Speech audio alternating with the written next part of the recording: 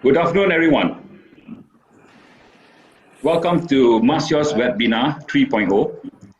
My name is Francis Teo. I am the Honorary Secretary for MACEOS, which means Malaysian Association of Convention and Exhibition Organizer and Supplier. That's a mouthful. We are the National Business Events Association. Welcome all viewers to the third edition of MACEOS bi-weekly webinars. Whether you are at home or at work, or you have already started work. This is the continuation of a MACEOS webinar since the start of the COVID-19 pandemic. We had our first session on 8 April, Mindset Shift on COVID-19, and we had 774 live viewers that day, with almost 343,400 views in our YouTube channel already. For our second session on 22nd April on sustainability and resilience in age of COVID-19, we had 335 live viewers with a total view at this moment of 1,334 in our YouTube channel. Today, I'm pleased to inform you that we have over 540 registered viewers with us today. And at this moment, we have 172 of you and onwards already has logged in. And we hope that the rest will join soon. To those who have been following our webinar, I would like to thank. To those first-timers, a warm welcome to MACEOS series of webinars. From this webinar registration, we also have a number of our overseas viewers. And in the spirit of Malaysian hospitality, I would like to wish you a selamat datang. Although we can no longer offer a handshake at this current situation, but with a hand over our heart, we offer you our wholehearted greetings. Now, we have also changed our timing for our webinar to 3 p.m. due to our Ramadan month. To our Muslim industry colleagues, we at MACEOS would like to wish Salam Ramadan Kareem. A bit of a housekeeping note. If you have any question for the speaker, please channel it at the YouTube chat right at the bottom of your screen. Okay, and the team will direct this question to us. We have also received a few questions from our registered viewer, and we will take a few relevant questions to be posted to our fellow speakers. This webinar is managed by CBOS, which stands for Conference Broadcast Operating Software and Services, and brought to you by Medical Conference Partner, a member of MACEOS. The association would like to extend our sincere and utmost appreciation to our members who will contribute to the industry effort at such times of need. Today's topic, exhibition, key to rebuilding economies, is talking about how are we going to spur trade and revive the country economies in all sectors. Let me give you a scope. Exhibition supports economic growth and generates significant social and economic benefits. On one hand, Malaysia now is under the Conditional MCO. Under this Conditional MCO, exhibition and conference are not in the list of approved activities, which is understandable, given the current situation. On the other hand, exhibition and conference take time to organize, and understanding that exhibition and conference are key drivers for economic recovery and growth. The objective of today's webinars is to engage with MyCEB and MATRADE, as well as informal markets, to understand the plan that we are going to put in place to assist exhibition industry to recover and grow. Before we start, let me introduce the panel of speakers. First and foremost, we have Datuk Sri Abdul Ghani, the newly appointed MyCEB CEO since February this year. He's timely to come in to help us at this current situation. But Datuk Sri is not new to MyCEB. He has been in the board of directors of MyCEB since 2017, so he's well aware how MyCEB works. Previously, Datuk Sri was the Director General of Islamic Tourism Center, and for many years, he held important positions in Tourism Malaysia, including the last posting as the Director for Promotions. So we hope that Datuk Sri can also help us on the promotion side of the business event. Let's welcome Datuk Sri to our webinar and for taking the time to be with us today. Next, we have Encik Muhammad Mustafa Abdul Aziz, the Deputy CEO of the Export Acceleration of MATRADE. He has been in this position since March 2019. But before that, Encik Mustafa holds many important positions in MATRADE. I also was going through his CV, and he was posted as a trade commissioner in UAE, New York, Japan, and Paris. And he has the international exposure that can help us going to the next level. Altogether, Encik Mustafa has served MATRADE for 26 years and can consider as one of the pioneer staff of the agency. MATRADE was formed in 1993, and Encik Mustafa was there at 1994. So he knows everything about MATRADE. On the lighter side, Encik Mustafa is a golfer, a bowler, a drummer, a singer, and lastly, can you imagine him in the Harley Davidson bike as a biker? So, Encik Mustafa, thank you for joining us today. Thank you. Our next speaker is Mr. M. Gandhi, Group Managing Director of the ASEAN Business, and also the Senior Vice President of Informal Markets Asia. He is responsible for all the informal trade fair in ASEAN market, and he's a pioneer in the trade exhibition. In fact, he was there and when we first organized our trade exhibitions, and he was at that point of time. That was since 1990. So that's more than 30 years ago. So some of our viewers are not even born then, you know, and Mr. Gandhi has been in the industry since then. He's a man that covers many industry, many experience as well, as such IT, telecommunication, pharmaceutical, construction, beauty, automotive, to name a few, because he has to cover those markets under the exhibition trade. Mr. Gandhi also contributed to the community as a vice chair of the Betterment of Life Foundation, an NGO based in Thailand, which provide clean drinking water projects, in Southeast Asia. It's a privilege to have you with us, Mr. Gandhi. Okay. Thank you, panel and speaker. Before I would like to invite our Datuk Vincent Lim, President of MACEOS, to provide his forward address on this topic. Datuk, to you. Thank you. Thank you, Francis. Hello and good afternoon. How are you? I think we meet again at this webinar 3.0. Firstly, on behalf of MACEOS, I would like to thank our speakers for today MACEOS webinar 3.0. Yang berbahagia, Datuk Sri Abdul Ghani Daud, Encik Muhammad Mustafa Abdul Aziz, and also Mr. Gandhi for spending your time with us to share about your expertise and experience to our audience. Also thanks to Francis, also our moderator for today, and also the MACEOS Honsec. He's been serving in the community for 10 over years. Once again, thank you, Francis, and also thanks to Jeannie, Didi, and her team for organizing this MACEOS third series of webinar. Now, this webinar is held in conjunction with the Global Exhibition Day. In short, we call GED 2020. It's an initiative by UFI. UFI basically is the world body. The full name is called the Global Association of the Exhibition Industry. That is held annually on the first Wednesday of June. I think we have been celebrating the GET for the past few years. And this time,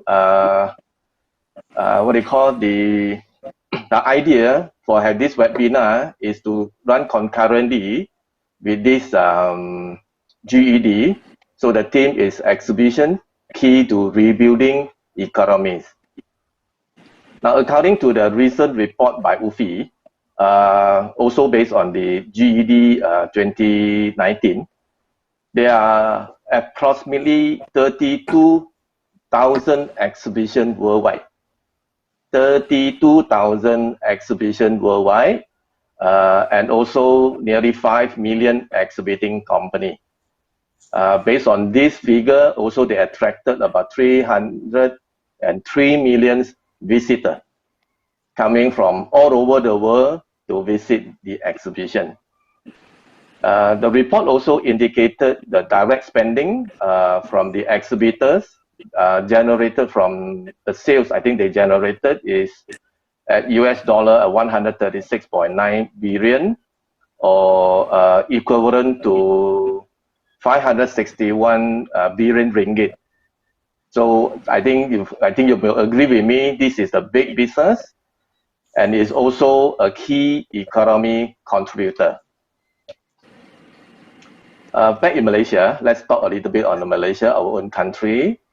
Our report indicated close to 300 exhibitions were organized, and 77% of it were B2C or consumer exhibitions, while 23% were B2B or trade exhibition.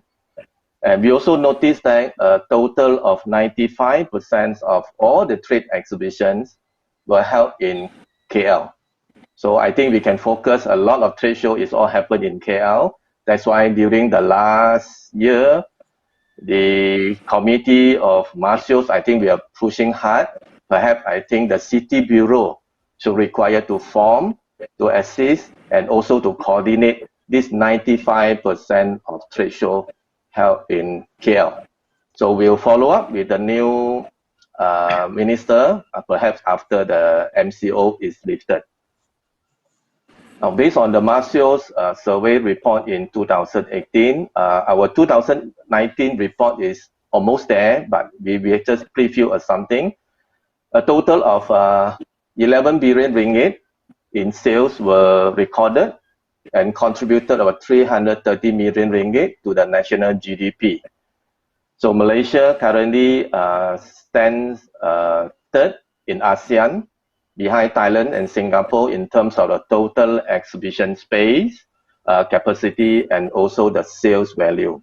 So our aim is we want to be second. So we still want to work hard from there. Yeah? Now the exhibition industry in Malaysia is already, based on what I researched, is over 40 or maybe close to 50 years already. And there are many homegrown exhibitions which have been successfully organized every year. So all this have become a national brand. You just can imagine an exhibition, it can become a national brand, industry recognized exhibition that bring the business event travelers, buyers, exhibitors, or trade visitors coming over to Malaysia, or all over the world, they come to Malaysia just because of that such exhibition. And such exhibitions are also the economic multiplier and brings growth to the industry. Beside the indirect impact, also goes to like hotel, airline, F&B, retail, and many others. Now, we wish to see more homegrown events to be organized in the future. That's why I think we hope MyCEB can look into this and give the industry more support, and look forward to hear some good news later on from Dato Sri Kani to share with us some of their new recovery plan or how's the promotion package for the new homegrown business events. Ladies and gentlemen, the Conditional MCO has announced by our Prime Minister recently. Public gatherings such as business events are not in the list. Therefore, this is still not allowed to organize any business event yet. And if it is further banned, say up to 6 months, as mentioned before by MOH, I think we also did a survey. We will foresee some 3,330 business events. Is 3,330 business events which cover meetings, incentive, conferences, exhibitions, corporate dinner, and so on will be affected. So now the whole industry will be in a shutdown mode by then. And also through our survey report, about 92% of our members will suffer between 71% to 100% loss of their revenue. So that will be a very serious. And that also costs the estimated about 2.5 billion loss in revenue. I think this is quite a serious for our industry, so we'll still continue to appeal to the relevant ministry, and I hope the ban can ease in times to come. Meanwhile, just to report some of the duty or some of the work have been done from the MACEOS COVID-19 task force, and we also submitted a post-COVID SOP led by MyCEB, and in cooperation with PACM and MACEOS, submitted the SOP to MOTEC when we are still waiting for approval. Thank you, Mr. Kandi, for spearheading this. On top of that, we have also submitted a proposal to MATRADE, just submitted a few days ago, to reconsider the endorsement criteria for 2020 and 2021. Many industry surveys were also conducted to monitor how the pandemic has been affecting the business event industry and also our members, because we require a lot of statistics in order to support our appeal or our proposal to the relevant government agency. And also issuing a lot of press statements and also giving a lot of members updates. Attends all stimulus package and recovery meetings with the relevant ministry. That was the job done so far for the past few weeks. I think we have more than that, but I can't list out all the jobs. And moving forward, we foresee online and on-site or a hybrid exhibition to complement each other is the way forward for the future directions of the industry. And for that, I look forward for the panel speakers on how this industry or exhibition can play its role in rebuilding the economy, the country economies. Thank you, ladies and gentlemen. With that, I hand over back to Francis to start the section. Once again, thank you very much. Thank you, Dr. Vincent, for your insight and industry update. I mean, there's a lot of work we are doing right now. Okay, let's start. Let's talk about exhibition. What's the role of exhibitions in the economy, and how exhibition is an important component to promote trade. Let's have the first slide, please. Now, I actually took the liberty to compare. On the left, you have a bit small, but just the fact is, on the left side, you have the world's largest economy. And you have that in the United States, China, Japan, and Germany, and then the projected growth. Now, the growth, you can put that aside because it's all skewed after the pandemic hit us. On the right side is the information from UFI that says what are the sizes of the exhibition hall in the country. And same thing, you have the USA, you have China, Germany, Italy, and these are the top. So there is a correlation between top trade countries compared to their size of their exhibition. So exhibition is an important component in the trade for this world, a large economy, a large country. Okay, thank you. So that's on the you can see the correlation in that part. So my first question is to MyCEB and MATRADE. What roles have MyCEB and MATRADE played to support the exhibition industry prior to the COVID-19? What have you been doing? What have you supported the exhibition industry? So I'll pass first to Mr. Dato Sri for MyCEB. If you can just elaborate on MyCEB role so far. Okay, Francis, thanks a lot.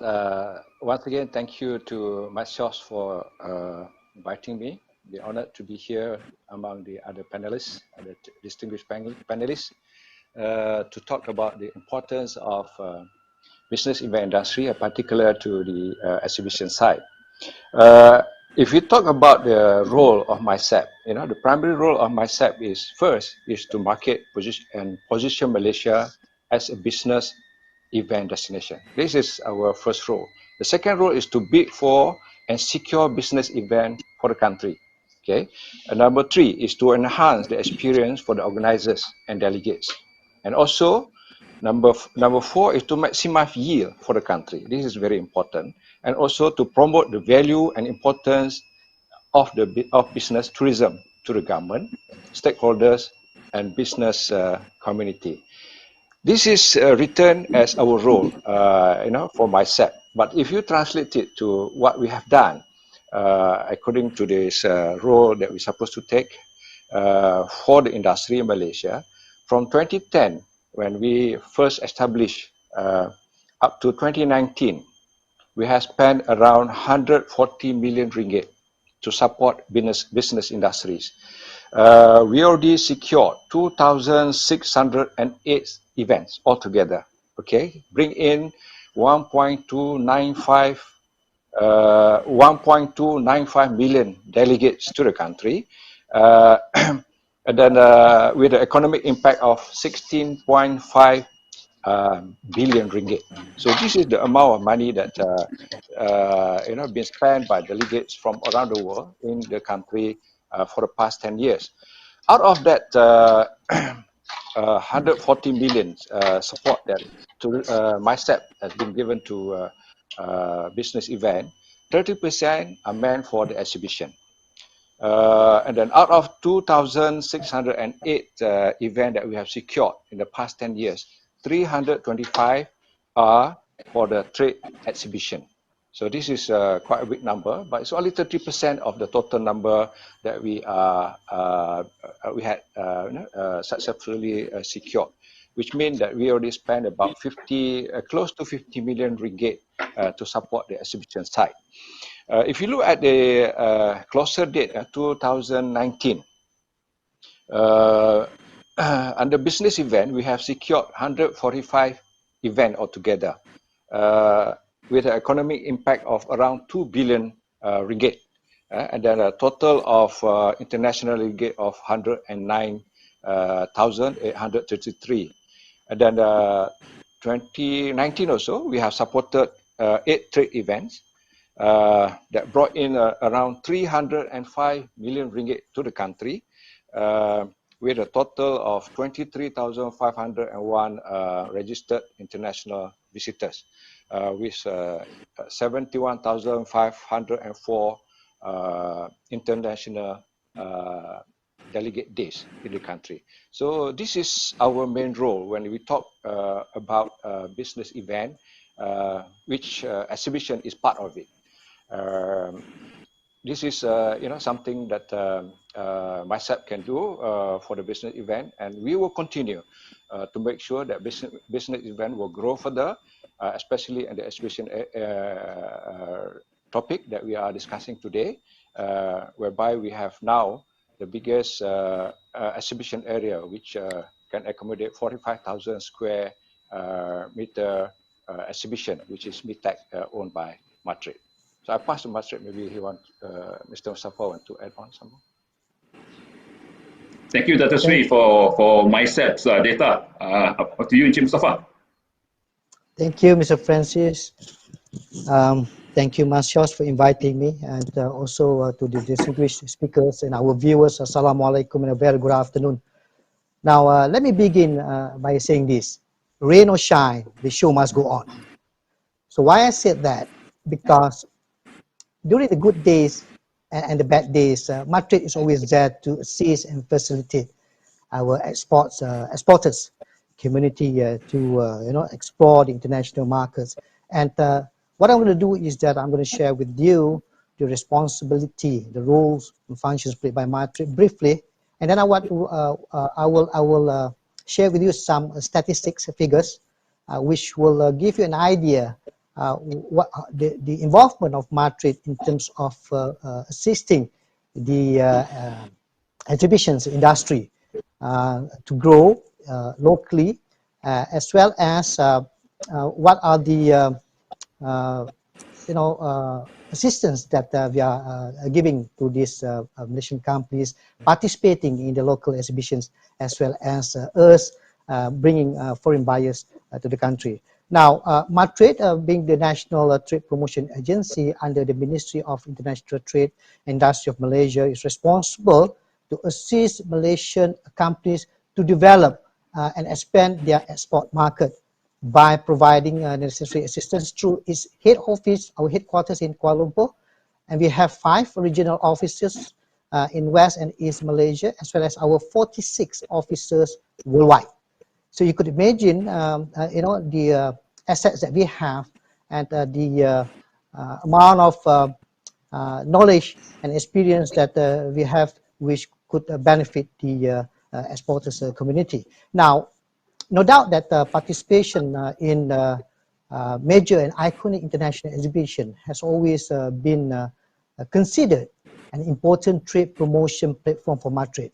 We have been participating in hundreds of I would be exaggerating, but if not tens of thousands, but thousands of exhibitions worldwide, as well as locally, for the last 26 years.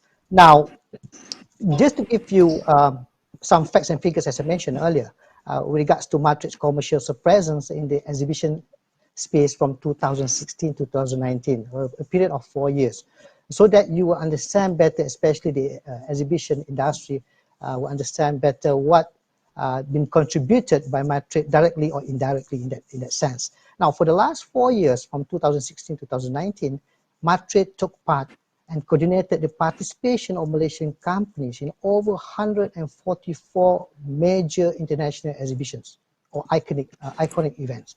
Now, on top of our participation in the international exhibition, I'm talking about our participation overseas first, yeah?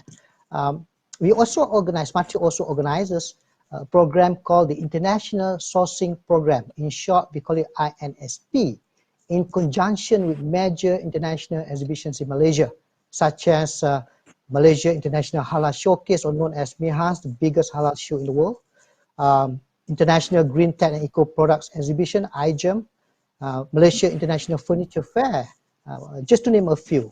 And this INSP is actually a business matching program where foreign buyers will be matched with our exporters.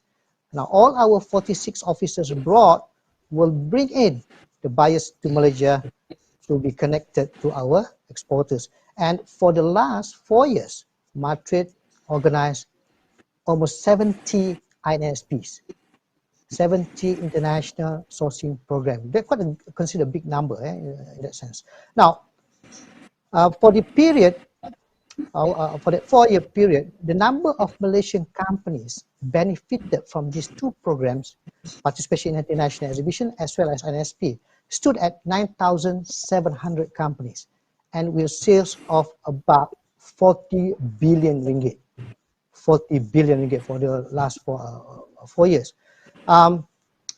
MATRADE supported the exhibition industry in Malaysia by providing the market development grant. This is one of the most interesting and sellable item, I would say, to lure and entice, attract companies to go abroad, and we provide this kind of incentive for them, to those qualified companies, be it in the international exhibitions outside there, as well as locally.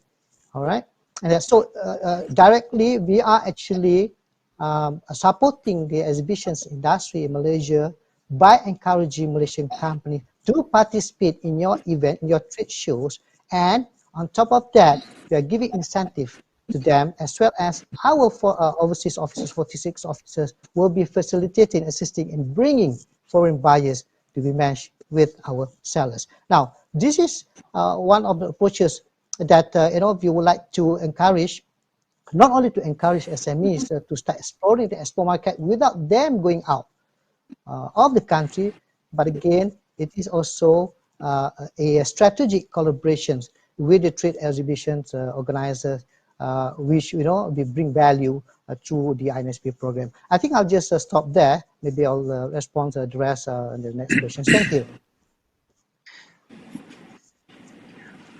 Oh, thank you, Chief Mustafa, for the update on what has MATRADE and has done for the country and for all the SME, or for all the trade support. Wow, there's quite a lot of data in terms of the number of international exhibitions and the sourcing program.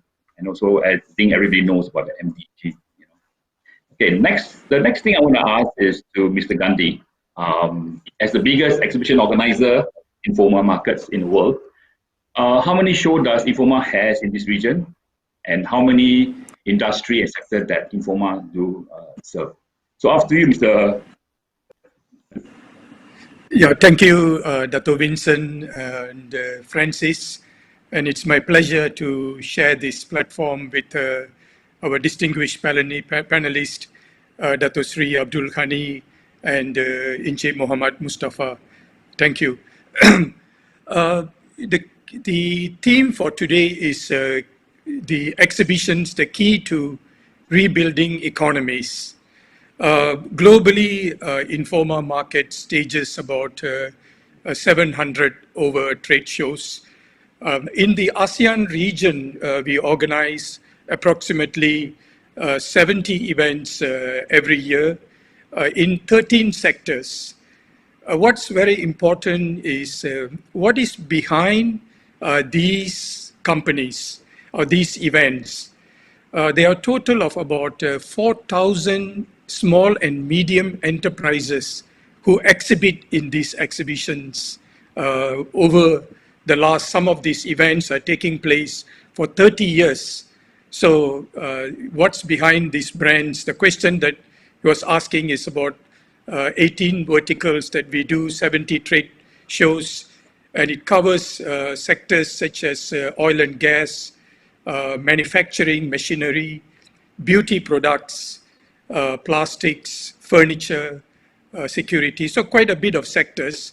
But what's important is these events, not only ours, but also our peers in the market.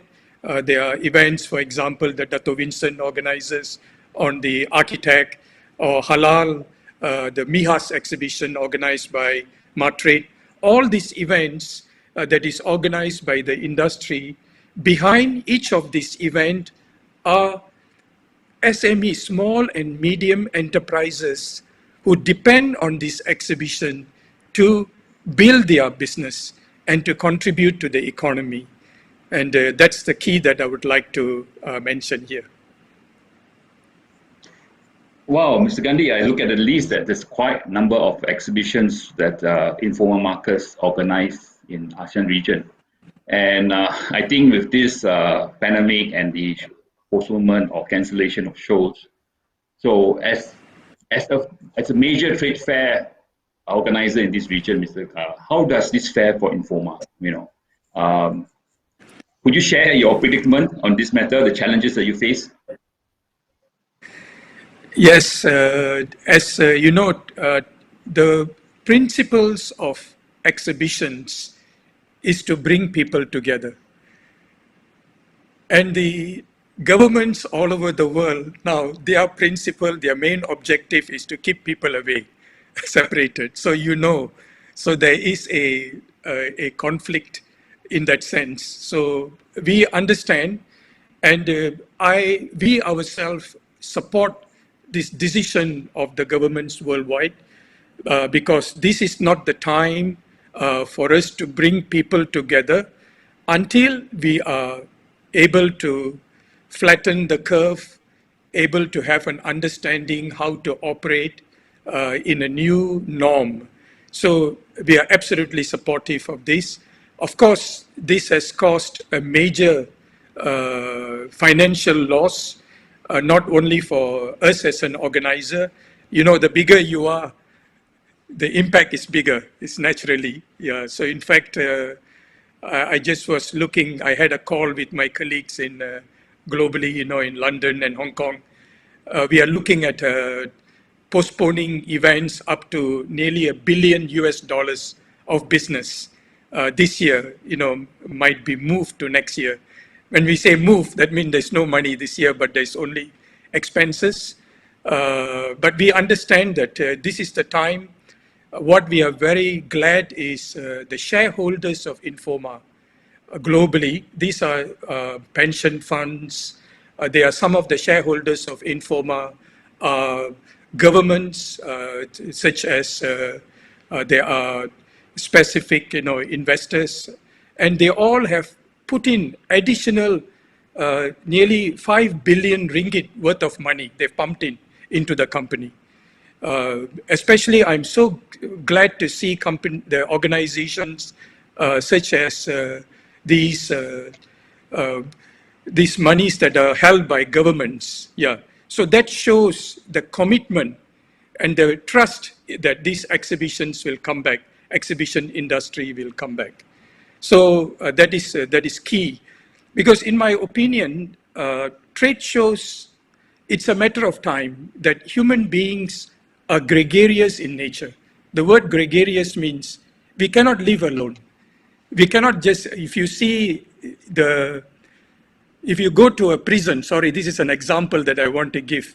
The worst punishment that one can be given is solitary confinement.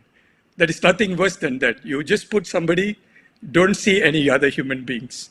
We are not like that. We need to meet people. We are gregarious human beings. So as a trade show, it will bring back, I think it is important that people meet, because when you meet people, you build trust. When you build trust, you build business. When you build business, you build economy.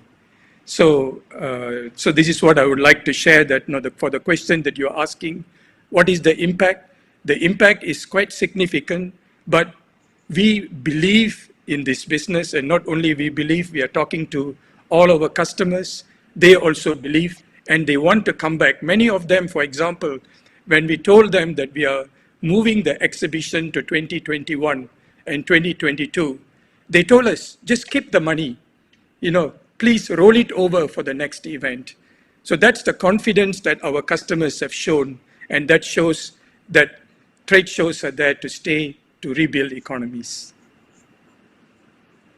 Thank you, Mr. Gandhi. I'm waiting for the day that we can go back to that kind of period.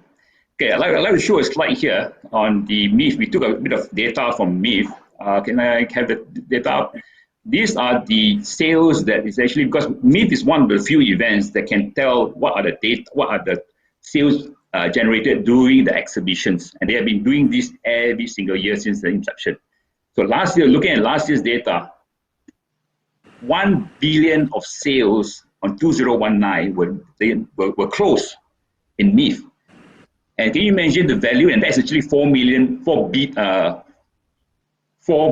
ringgit of sales that the local economy is losing.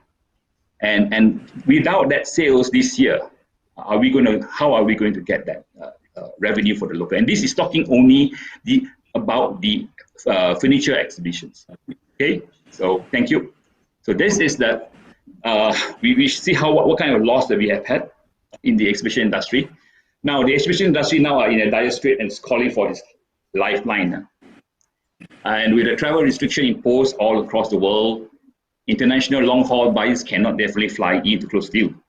So my next panel of questions that I have is to MyCEB and MATRADE.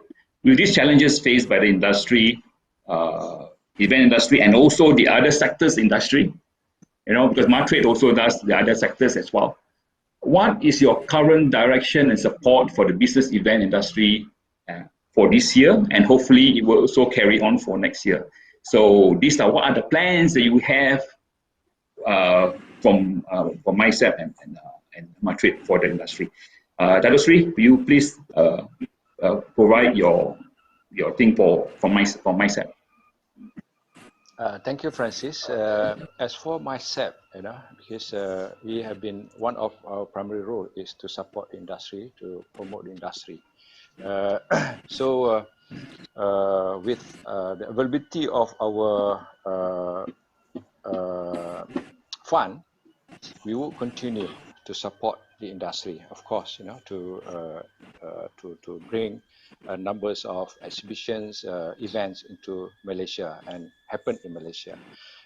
This is very crucial for us to maintain our program that can really create confidence among the international organizers of our destination. This is very important. So we will continue whatever support that we have given. I mentioned just now about the number of events that we have secured. meaning that the event going to happen this year, supposedly to happen this year, and until 2025. We already have the list of events that is supposed to happen this year, and then some of it, 30% of it are exhibition. For instance, we also involved in IMIFF that now have been postponed to next year. So hopefully, next year we will get the same number of participants that coming to Malaysia with international visitors, international exhibitors, participants to come and visit the exhibition. We also coming up with our plan for the local homegrown event. This is the initiative that I discussed with my colleague in the office as well as the industry partners on how we can actually help the industry to organize shows locally within the country. This is one aspect. So hopefully, with a homegrown event that we can create within Malaysia can actually ease the situation that we are facing now. When MCO is lifted and then the restriction order been,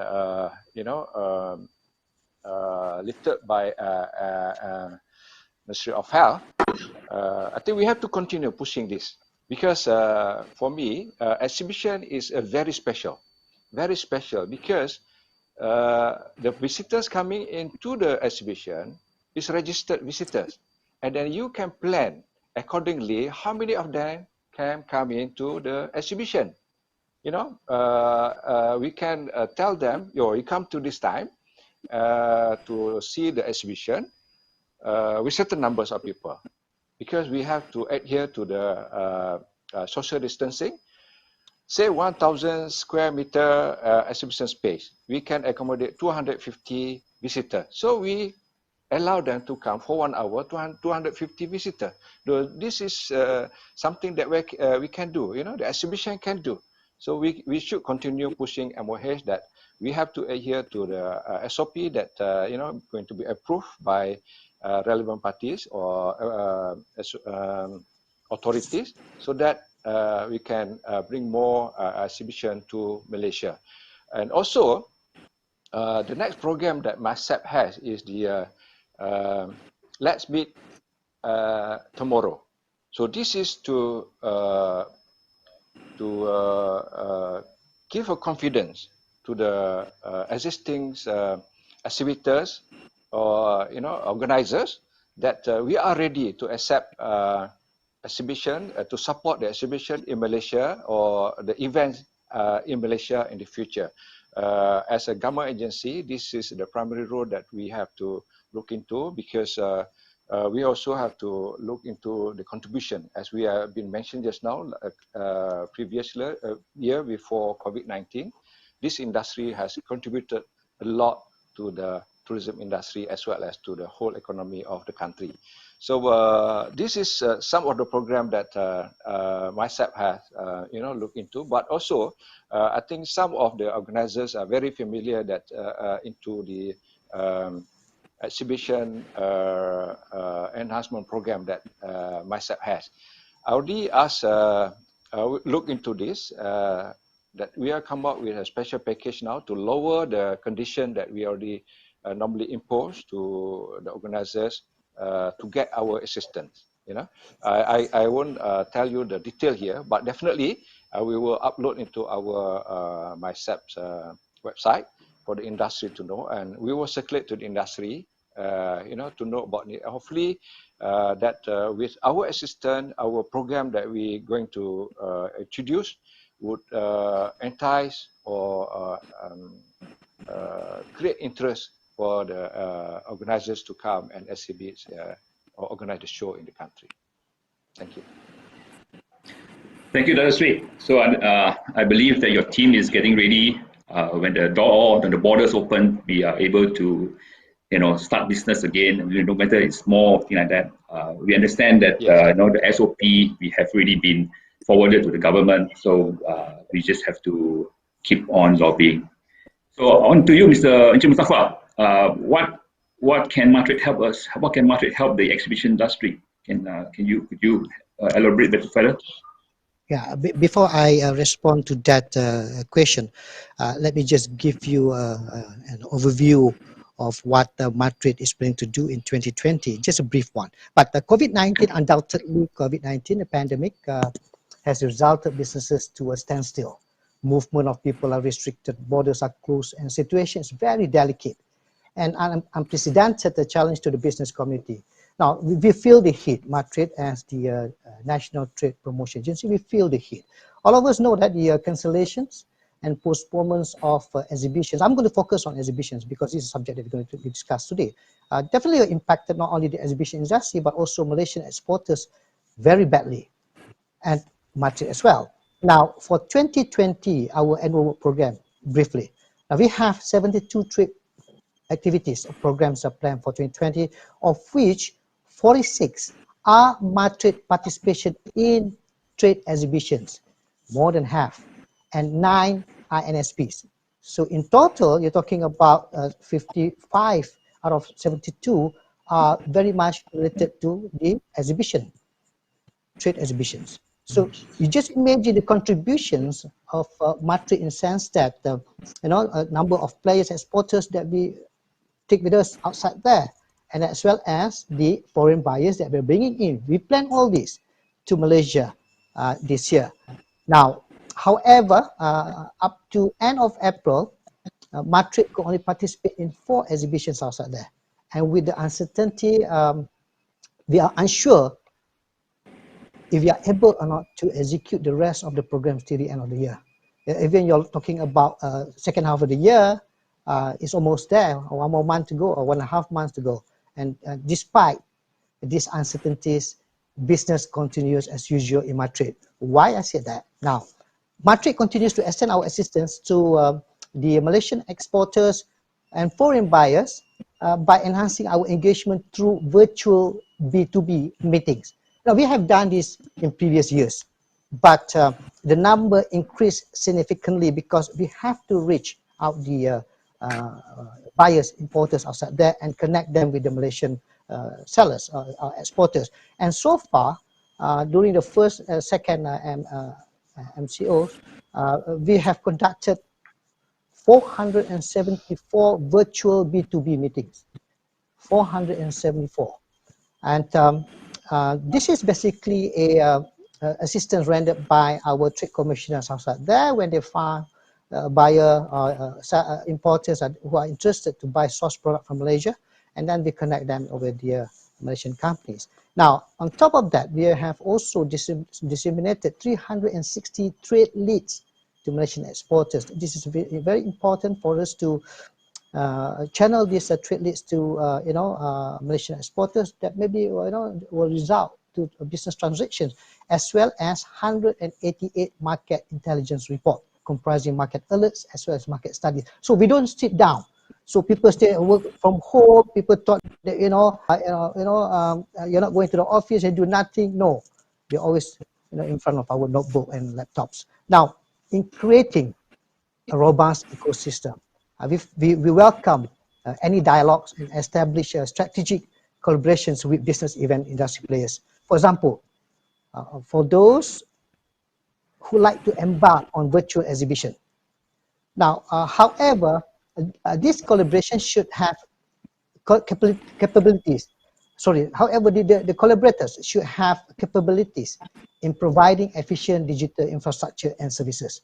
They must have a proper platform that we could, explore working with the providers.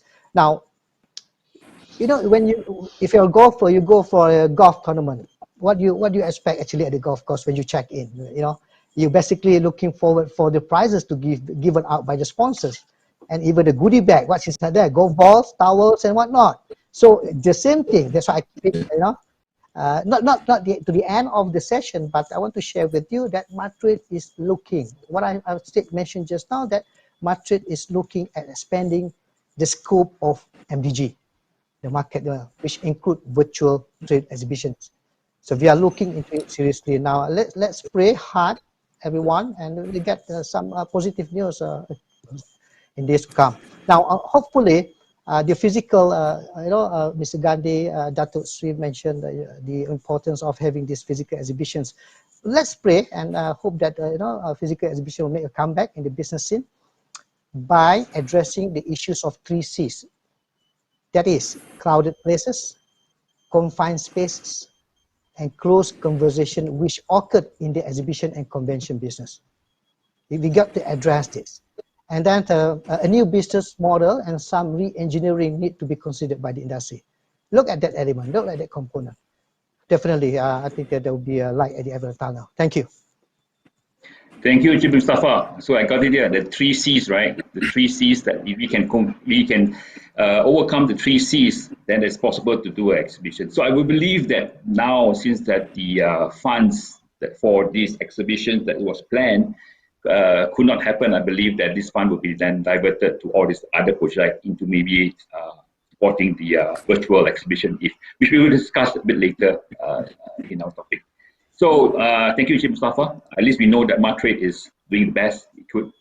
But now I'll ask Mr. Gandhi, as a representative of the exhibition industry, we need to know from your side is that what else could be done? You know, we have got all the support so far that has been planned for MyCEB and MATRADE. What would you want as a exhibition organizer? What else that can be that you need actually from the industry? Can you help and share with us?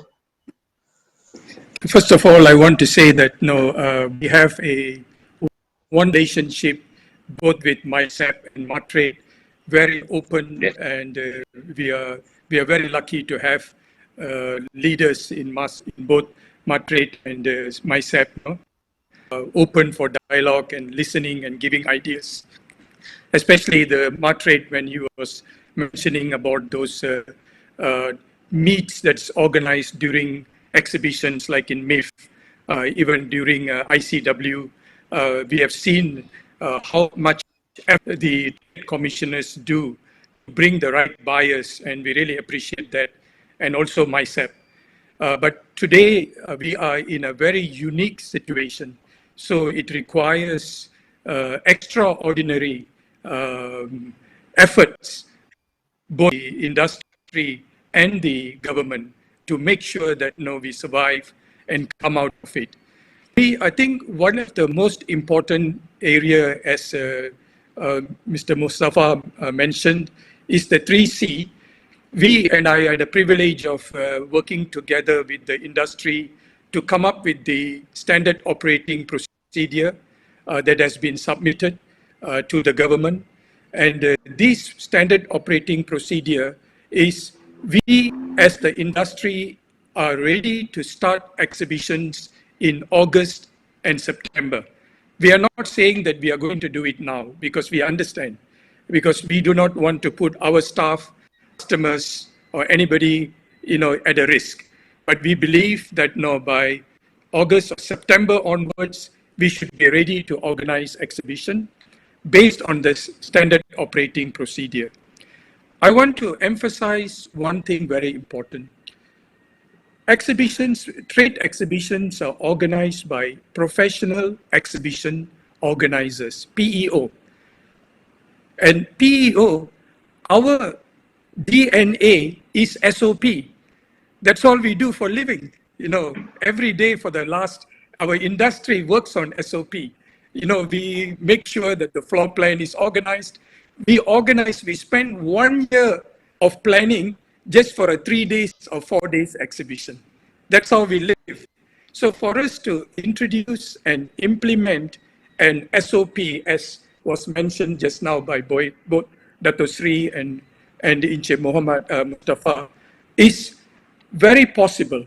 Of course, we have to be disciplined as an industry, and we are committed to the discipline. So one of the biggest help that both MyCEB and MATRADE can do for us is to communicate this to the government, to the of health, to the whatever organization, that opening up trade shows by August or September, the risk is very minimal. Because if the risk is high, we ourselves will refuse to open the events, because we want. So in fact, I was discussing with Dato Vincent, and we as an industry will put together a self-regulatory body where we will check the exhibition ourselves, train all our staff, make sure that we can start the exhibitions.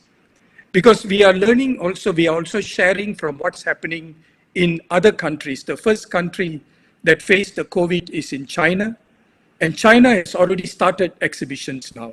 Just last week, they have started. So we have, we ourselves as Informa, we organize exhibitions in China, so and other parts of the world. So we will bring together with the industry the good practices to this place.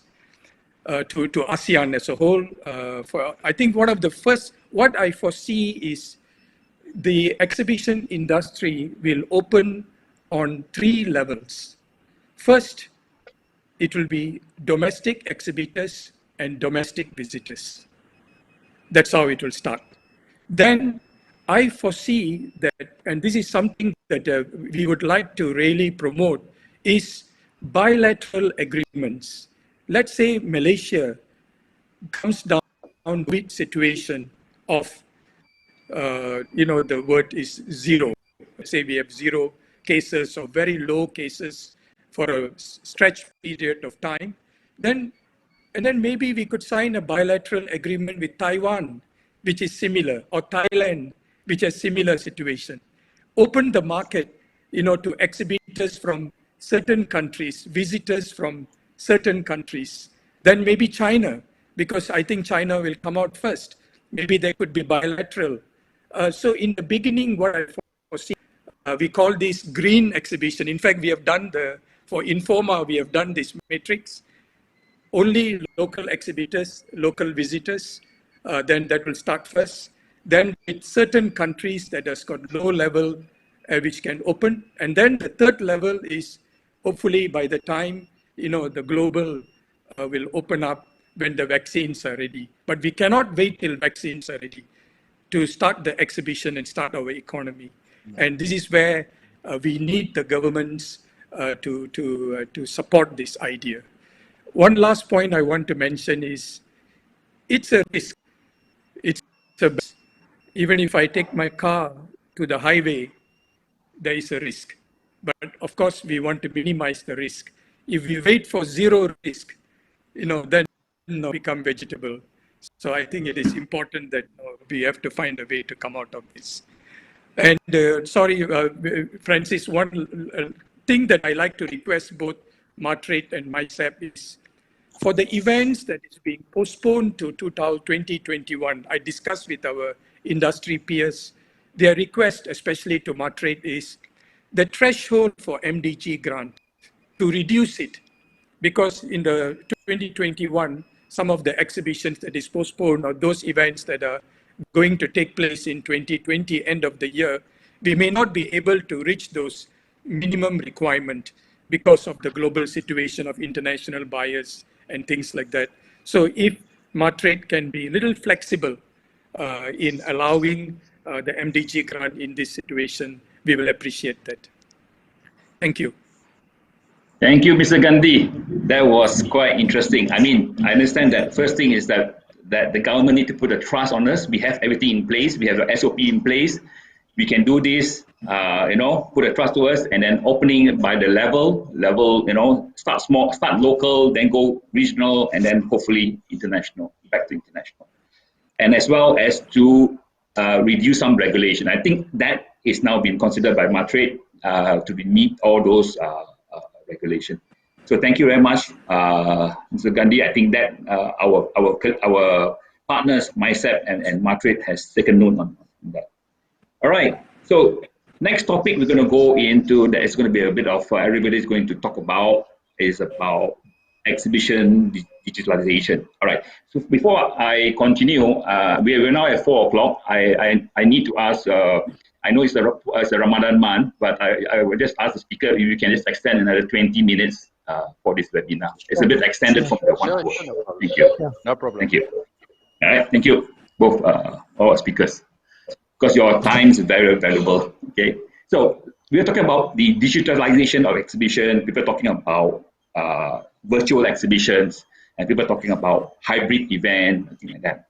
So this is the topic right now. Since that we cannot do the we cannot do a on-site event. We are going online event. Okay, so let me share something that I have my own personal experience.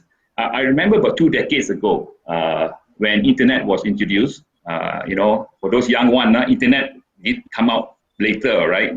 Some of us went through a pre-internet age as well.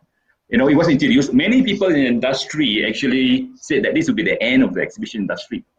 That the tradings or the trade, everything like that, is going to be conducted over the screen. All right. And I remember at that time, UFI did a campaign to tell the world that exhibition is an important part of the marketing mix, and it's a face-to-face live exhibitions are still required.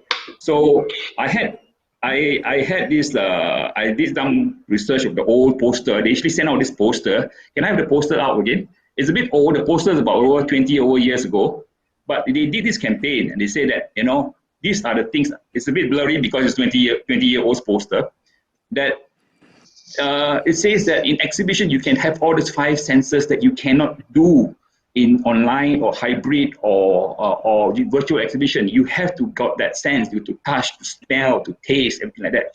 Imagine doing a food show online. I don't know how you're going to taste the food or something like that. So they did this, and luckily, exhibition went on, and the internet trading through exhibitions never took place. So thank you. So with the current situation right now, with the internet penetration is higher and e-trading is now widely accepted, will virtual exhibition take over? Will it work this time? All right, so this is a question that I have. But before that, I would like to show a video which I took from MACEOS again, because they had that video. Okay, let's see first.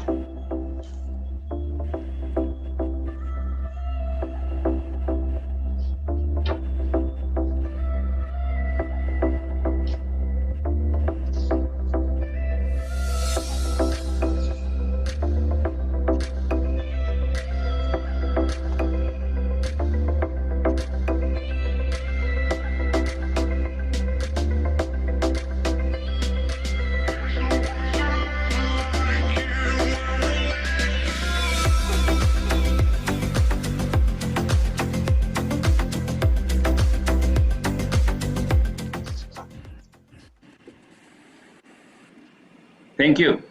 So I just want to ask Mr. Gandhi here, because he's the owner of that video. I mean, the owner, the Informa's video, where the digital showroom was used as a virtual portal to complement the actual show itself. I know that this year the MIF has been postponed to next year. But Mr. Gandhi, I would like to ask you, because it's your video in a way. Tell us the journey of how you provide this digital platform to complement MIF, and would you do this for every other exhibition? Because you may have certain exhibitions that is going to be very difficult to digitalize, and for some it could be. So what is the plan right now? People are asking, can hybrid event happen? Do we still fight on for live exhibitions, or do we have to complement or whatever? So, Mr. Gandhi, I think this is your cup of tea. Can you just share with us on your digitalization of exhibitions? Thank you, Francis, for the very pertinent question, and I'm happy to share the cup of tea. I think the answer is already in your question. You used the word several times in your question, complement. And in fact, this digital is very important right now, especially at this point in time when customers are not able to meet their suppliers.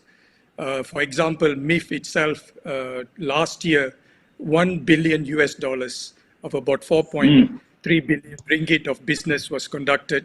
We were expecting this year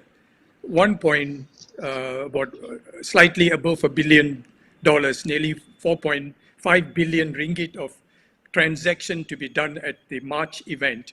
And the event was supposed to be postponed to July, but now it has been now postponed to next year. So during this 1 year period, not 1 year, 2 years, that means from last year's March to next year's March, that means we are talking about 24 months, our manufacturers in Malaysia are not able to meet their customers, especially those who depend on MIF in meeting their customers and new customers every year. So what are we doing now? So we have introduced this digital showroom using our global database, inviting buyers to come and matchmake them with the local manufacturers. However, that is only an online meeting. Like you said, no, we cannot provide a service where the buyer can come and sit on the chair, on the sofa to test it out. That's impossible.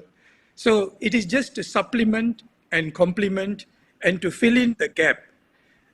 What I foresee is this will expand. Of course, no, we are doing not only for MIF, we are doing for all the exhibitions in ASEAN. In fact, all the general managers of the ASEAN business are working together with their customers to introduce digital. Digital here is including digital showroom, similar to what you saw, virtual exhibitions, also virtual conferences, seminars, virtual matchmaking, where people can come and meet. What I foresee is something very interesting. When the exhibition opens, like I mentioned in the beginning, it will be only domestic exhibitors and domestic visitors. Then it will graduate to domestic exhibitors in the regional area and visitors. However, digital, I think, is going to happen in parallel. Imagine during your exhibition, you also have a virtual exhibition going on while the domestic exhibition opens in September. So the global buyers who cannot physically be present there, they can virtually maybe meet the exhibitors who are at that site. So this is basically our plan, while waiting for the full 100% to be open. So the virtual will operate. We forecast one is strictly virtual, then it will become virtual together with exhibition, the live exhibition at the same time. And what I foresee is that because of this new experience, new norm, this might become a permanent feature in exhibitions worldwide, that whenever exhibition happens, this is something that the COVID will make us change, transform ourselves to open up the physical exhibition to more attendees, being a hybrid with local and global. So for your question, yes, we are not only introducing digital into the existing business, but we are also planning and preparing for the transformation of the exhibition market beyond COVID. Thank you, Mr. Gandhi. At least we got a bit of tips there. Encik Mustafa, you were mentioning just now about the how you will support the virtual exhibitions, and then you have got Mr. Gandhi's plan, something like that. Would you like to add on? Like what I would like to ask is that would MDG works for virtual exhibition, in participation for virtual exhibition? I mean, would you consider that for MATRADE? Before I respond to that, let me just give you my thoughts about this digital, approach of everyone. But anyway, I believe that digitalization is definitely the way forward. Definitely. We are from the old school. During the MCO, when you are locked down, your place. I'm not an IT savvy, but I have to, use to buy everything using online and whatnot, all these apps, whatnot. So, life has changed, yeah. So, MATRADE has immersed itself in digitalization, as what been shared earlier, and we have been doing the B2B virtual meetings for so long, and we look forward to have more engagement with the industry players. Again, taking the cue from Mr. Gandhi, that definitely we will work closely together with MACEOS, even with Datuk Sri side. Always be the case that the viewers will have the privilege to ask the speakers questions. But I want to pose these questions, and I want the industry, exhibition industry, to ask themselves, players, they ask themselves. Number one, there are old and new ways of conducting an exhibition. Yeah, the traditional way and now the new way, virtual. Now, should you sanitize by addressing the three C's or digitalize? The question is, should you sanitize by addressing the three C's or digitalize? And question number two, can your services provide a unique experience and satisfaction for your clients, be it the old or the new ways of organizing an exhibition? I think that should be seriously looked by all exhibition organizers, because as far as MATRADE is concerned, we will continue to extend our support and assistance to the industry players as part of creating a conducive business environment. And MATRADE also ready to collaborate with the industry players as long as the objective of enhancing trade and growing exports are met. So to go back to your question, Mr. Francis, let's, as I said, just like, playing golf, just wait until the end of the game, and then how many birdies, how many pars you get, and at the end of the day, you know that you're the winner and you got the big prizes. Okay, all right, sir. Thank you. Thank you. Thank you. Dr. Sri, you have any comment on this Yeah. digitalization? Any comment from your side? Sure. Thank you, Francis. For you know that on the 5th of May, we just launched our WebEdge training for the industry together with the LCC and IOPCO. So Yes. we have to embrace the digitalization, that is coming towards. Jack Ma also said by 2030, everything will be digitalized. So something that we have to bear in mind, the future trend of this activity. But back to your main question, whether this virtual exhibition is something that we have to support or we have to look into, or a new business trend in future. I would like to go back to our primary role, MyCEB, as a bureau. First is to market and position Malaysia as business event destination. You must remember that, destination. So when we say destination, meaning we have to bring people here, because our next role is to make sure that we deliver KPI, delegate days in the country. So this is our KPI, meaning that we have to look into how to bring participant, visitors to our show in order to experience the unique selling proposition that have been mentioned by Cik Mustafa just now. So this is something that we have to combine together with the word complement. Virtual is just complementing, as you've been mentioning. Mr. Gandhi also mentioned the whole situation, the whole event. But to create a good experience, this is come to under our next role, to enhance the experience for the organizers and delegate. This is our role. So meaning that in Malaysia, we have to have a very good exhibition that comply with all the SOPs needed or provided by the government, like hand sanitizers, thermal scanners at the entrance, registered properly, maybe arrangement of visits to the show and so forth. These are the new experience that we can create. Beside that, we're going online.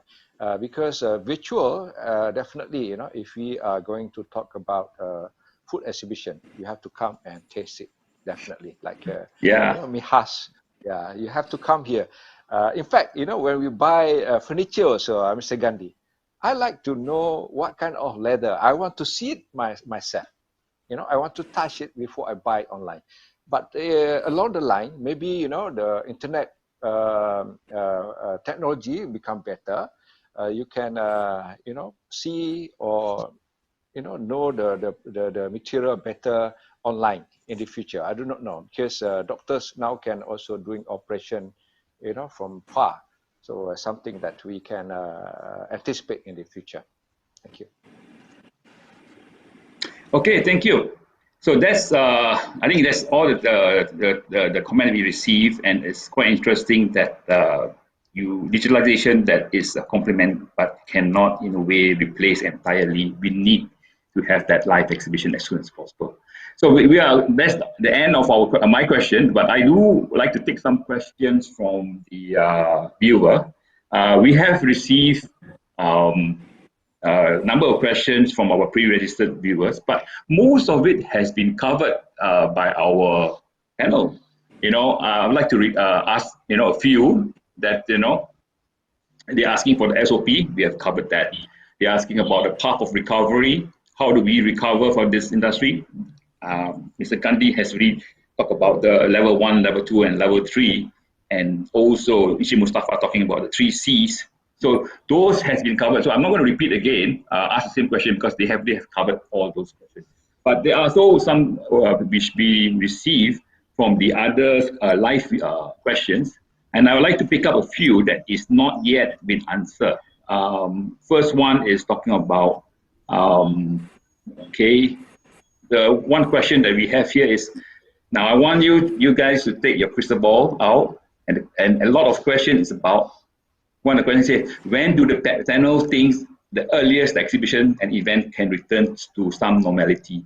So that is a bit of prediction, because I'm sure nobody can have the answer, but you can make a prediction from the panel when you think that we'll go back to normal. I mean, just to give a bit of hope to our viewers here, to the industry here, that maybe we can have a bit of a date. Dato Sri, you think when that we can recover? Well, it's very difficult, I understand. experienced SARS last time, 2001. 2001, I was in Singapore, the director of tourism in Singapore. It's occurred in November 2001. It lasted until July 2002. Only September 2002, people start moving. I was Singapore. Singaporean won't travel at that particular period until September. So that long. You see, it's only 200 something fertility at that time. But now we have millions around the world. See, so something. Yeah, we have 100 already in Malaysia. So something that we have to bear in mind, and also to organize the event also takes time. I'm right, Mr. Gandhi, right? Something that maybe 3 months to 6 months to put it in place before we can have a very good event or exhibition. So this is the area that we have to look into. But with the existing one, maybe we can do it very fast, as what Mr. Gandhi mentioned earlier on. They already been organized earlier, then we can put it fast. I would say if MCOs lifted, no more MCOs after May. So September is the best time we can have a small gathering in the country. I wanted to see small gathering, small exhibition start developing in the country, maybe with 500 people, 500 pack exhibition, also convention that should be happen. Otherwise, throughout the year, we close with zero income for the industry. So this is not good for us as a bureau also, because we are been assigned to look after the business event to grow, not to be a static or to be a negative growth. So this is our aim, that if the government can listen to us, can consider what has been mentioned by Mr. Gandhi about the area that we are in, so we can start our event as soon as COVID-19 or MCOs been lifted, at least 3 months after that. Thank you. Great. We hope for that. Everybody cross the finger. Encik Mustafa, any prediction from you? Not the 4-digit number, okay, but just the prediction. Well, MIHA is supposed to be held in April 1st to 4th of April and postponed to 1st to 4th of September. Now, I would like to echo what Dr. Sri mentioned. All of us are hoping the third quarter of the year at least. But looking at the current situation now, I mean, borders are closed, foreigners will be vetted, properly, coming to our country. I'm not so sure, but let's hope at least, at least last quarter. I'm looking at even October, November, December, at least. Yeah. Let's pray. All right. Let's pray. Let's pray. Okay, Mr. Gandhi, I asked you the same question. I know you will say yesterday, but just to be more realistic, when do you think that we can be back as normal again?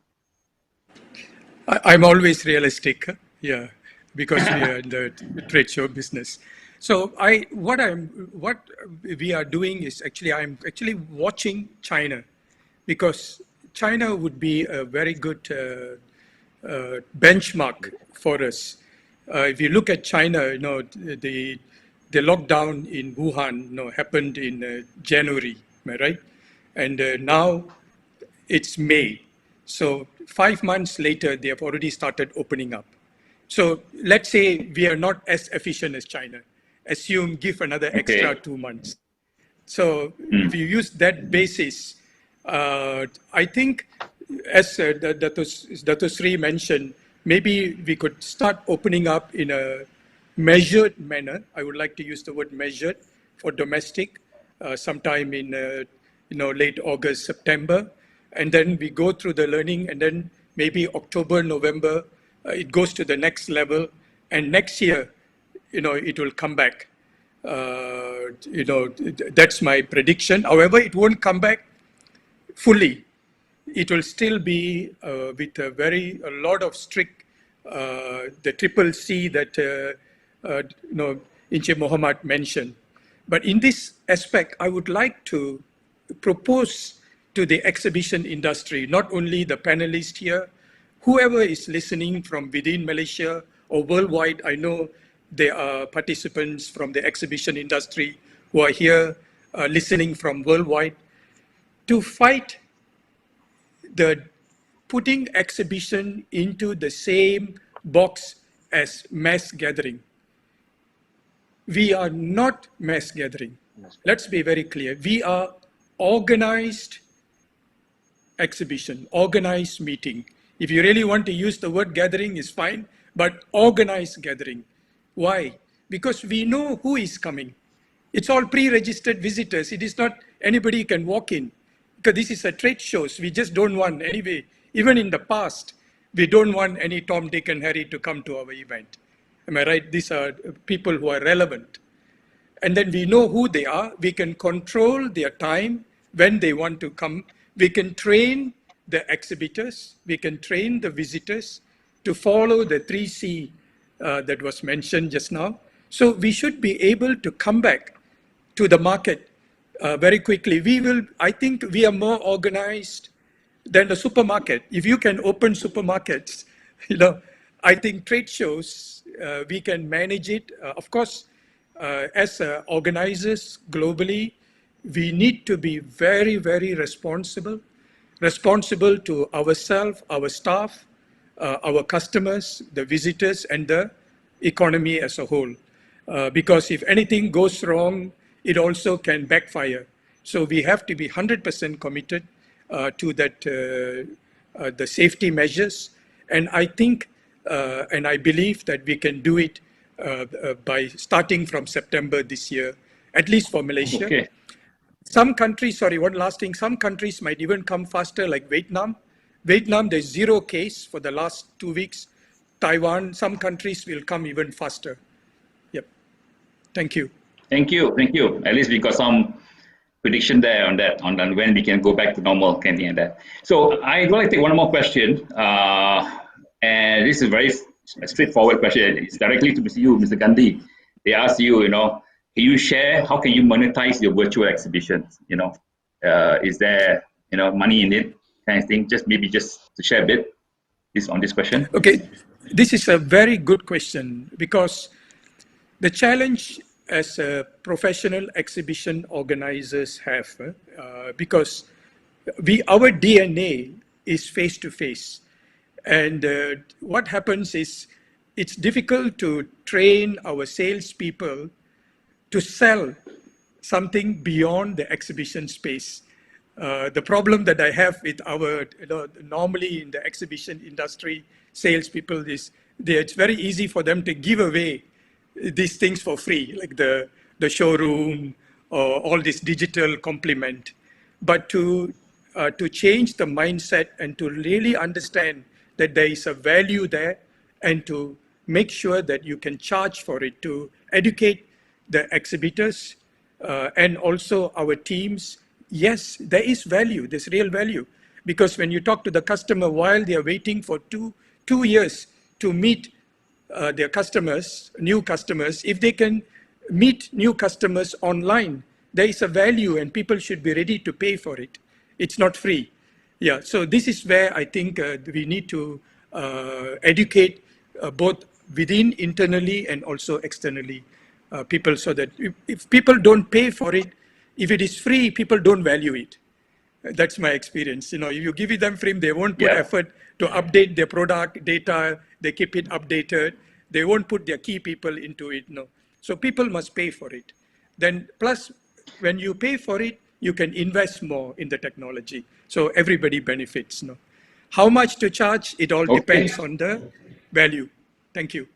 Value. Thank you, Mr. Gandhi. We're already short of time, so we're not taking any more questions, but we will reply to every question that is being put here individually. Some of the questions has been answered. Some question has got, the speaker has mentioned, so we're not going to ask them again, same thing. But we will reply individually to your question. Okay, let me just complete this and have a conclusion. Okay, using MACEOS as a case study, right? We have like lost 4 billion ringgit or 4 billion to the local furniture industry.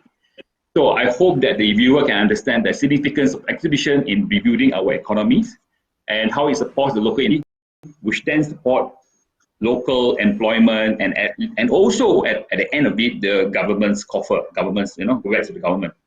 So our Prime Minister has mentioned in the last press conference that for each day the MCO is being implemented, or the lockdown for our international viewer, the country lost 2.4 billion of revenue each day. We have shown today for every exhibition that's not taking place will also cost the country the revenue as well. Sorry, the viewer, if you are there, I'm sorry. That's why we cannot depend too much on technology. So there's always a technical thing. Nothing beats live exhibitions or live events. So that's the thing, that with the risk that we have to, if you can hear me, that's the risk that we have to take. Is everybody back? Can anybody hear me? I can hear you, but I think Dato Sri Gani is not back. Yeah. But then we can start first and then wait. Okay, let me talk about this. UFI has actually released a global framework on reopening exhibitions. So this is just was released yesterday, and I would like to share with you. If you cannot see it, it's okay. You just go to UFI. There is a global framework that they have actually has. Yes, thank you. They have actually put out 5th of May. And can I go down to second page? Go down to second page, please. All right. Okay. The highlighted part. I would like you to stress on this, that exhibitions create business. Exhibitions are marketplace and meeting place for the entire industry, regionally, nationally, international. And exhibition is much needed fast track to drive the economy recovery after COVID-19, especially for small, medium enterprise. Okay, so it's all here. Please check the UFI website. They have got a framework. It's not the national framework, but a global framework on what should be done to open exhibition. All right. So just to share this information, which is the latest information that. So right now, I want to also share the next document. Sorry, thank you, Dato. I'm sorry that we have, as I said just now, we cannot depend on technology entirely. Things happen. As I said. Okay, quickly before we got cut off again. Yeah, can I Yes. comment a bit about the statement that made by Ufi just now? I think we Yes. cannot wait until the COVID-19 over, Yes. because we haven't we are not sure when the vaccine will be ready. Mm. So it's Yes. better that that's what I said just now about Yeah. we have to wait or just wait until MCO finish over. We already can start something. If you want to wait Okay. until the COVID-19 is over, it could be Mm. 2023. Yes. I would say But post MCO thing. yes, All right. Another things I want to share as well, which I did a bit of research. Can I have the slide number 6 slide, last slide? See, we are not alone in this advocacy of importance of exhibition in the economy. All right, these are 2 excerpts from our European counterpart. All right, this coming from German, from Dutch Mercy. Dutch Mercy. Without trade fair, the German economy is crashing even further. All right, exhibitions are really signaling the economy urgently need trade fair to reboot. And also, there is a paper, a position paper from the exhibition for exhibition and live event are fast tracked to economy recovery by the European Exhibition Industry Alliance, dated 24th April. Vital role of trade fair and live event in the recovery. These are all things that the industry has been lobbying that we need exhibition to revitalize our economy, to stimulate our economy, to reboot our economy. So that is the main thing today. So thank you. That's the last slide. So we have come to the end of this webinar. I'm sorry for the technical glitch because you can never plan for everything. That's what the exhibition organizers are expert in. I would like to invite our panel again to give any last comment about this webinar, about the topic of the exhibition to the key to rebuilding economies. Any last word, any last comment before we go offline? We start with Dr. Sri. Anything from you? Last comment. well, I'm eager to see to travel now. I think most of us also are eager to travel now after being locked, for many months already. Something that we have to bear in mind that MyCEB always, trying to assist the industry partners, the stakeholders, to make sure that the exhibition sector keep moving, so that the venues that have already been built for this purpose continually getting business. Thank you. Thank you, Dr. Sri. Encik Mustafa, any Yes, last comment? Thank you. All right. To me, embrace change because of the change in the global scenario, number 1. Number 2, adjust and create a new norm. And finally, have an understanding on sustainability. One of the action plans that industry players should consider is to adapt to the UN Sustainability Development Goals, SDG 2030, which comprise of 17 agendas. But some examples of the agendas which have been adopted by the exhibition industry, such as number 8, decent work and economic growth. Number 9, industry innovation infrastructure. Number 11, sustainable cities and communities. 12, responsible consumption and production. Climate action, SDG 13, and finally 17, partnership and goals. Those are very, very pertinent for the industry players. Look at it. Thank you, sir, for giving me the opportunity. Thank you, Miles. Thank you, everyone. Thank you. Thank you for sharing. Mr. Gandhi, the last one, the last call, whatever, can you share with us last comment? I'm a student of science, and I'm also a student of history. I always study history. If you look at history, when the last time the pandemic came in about 100 years ago, a crisis, then there were crises such as World Wars, World War I, World War II. Every time there was a global crisis, after the crisis, trade shows were extremely important. If you look at the Germans, the Europeans, even the Americans, the Japanese, they used trade shows to rebuild economies.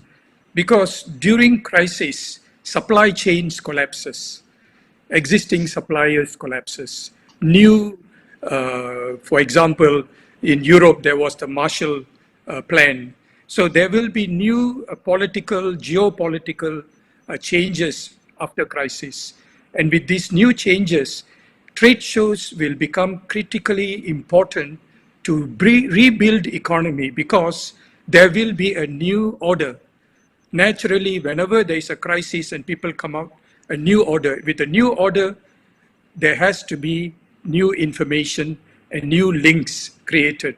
And trade shows can play a very important role. In fact, a critical role, without which economies will take longer to be rebuilt. Because ultimately, businesses have to come together. And I think we can contribute to this. And I want to really thank the panelists and MACEOS for inviting us to this. Thank you. Okay, once again, thank you for all our distinguished speakers for your valuable time and the sharing. I mean, we are taking notes, like, a lot of notes to get us going for the next, for the next step, what's next thing. Also being a part of this webinar brought to you by MACEOS. Also big thank you for the technical team. I don't blame you for that glitch. It happens anytime. We are in the event industry. Technical team and medical conference partner, Edward, Alfred, May, and Didi as well. And also our MACEOS Secretariat, Jeannie, Holiday, Yvette, for providing the support for this webinar and providing the support to the industry. So thank you very much. Please continue to engage with MACEOS as we bring our next bi-weekly webinar for the industry. Till then, stay safe and stay home as much as possible. Thank you. Thank you. Thank you. Thank you, Dato Sri. Thank you. Thank you, Encik Muhammad Mustafa. Thank you, Mustafa. Thank you. Thank you, Thank you. Francis. Thank you. And Dato Mr. Vincent. Francis. Thank Have a you. good day. Have a good day. Have a good day. Dr. Thank you. Vincent, thank you.